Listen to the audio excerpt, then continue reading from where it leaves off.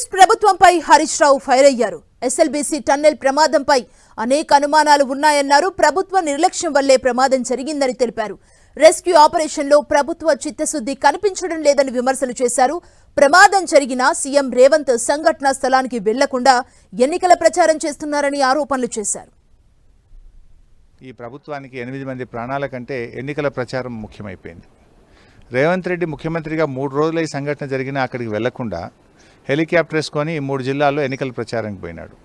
నిన్న మొన్న హెలికాప్టర్ ఉందని ఉత్తమ్ కుమార్ రెడ్డి ఏమో టనల్ కాడికి పోయిండు, ఇలా హెలికాప్టర్ లేదని ఇంట్లో కూర్చున్నాడు. ఇదా పద్ధతి? నీటిపారుదల శాఖ మంత్రి వాళ్ళ బోర్డు, ముఖ్యమంత్రి ఏమో ఇప్పటిదాకా ఆడికి బోర్డు ఎలక్షన్ ప్రచారానికి తిరుగుతూ ఉంటారు. అంటే మీ ప్రాధాన్యత ఏంది అని నేను అడుగుతా ఉన్నా.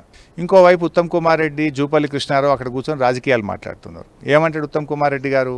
గత 10 ఏళ్ళు ఈ ప్రభుత్వం ఏం పనిచేయలేదు, అది పక్కకు పెట్టింది, అందువల్లనే మేము ముట్టుకోగానే కూలిపోయిందట. ఇంతకంటే బుద్ధి తక్కువ మాటలు ఇంకేమైనా ఉంటాయా?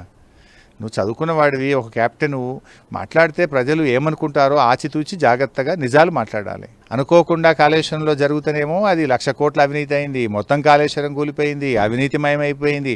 అప్పుడు నోటికి వచ్చినట్టు రాహుల్ గాంధీ నుంచి ఉత్తమ్ దాకా రేవంత్ దాకా మాట్లాడినారు. మరి ఇదేంది?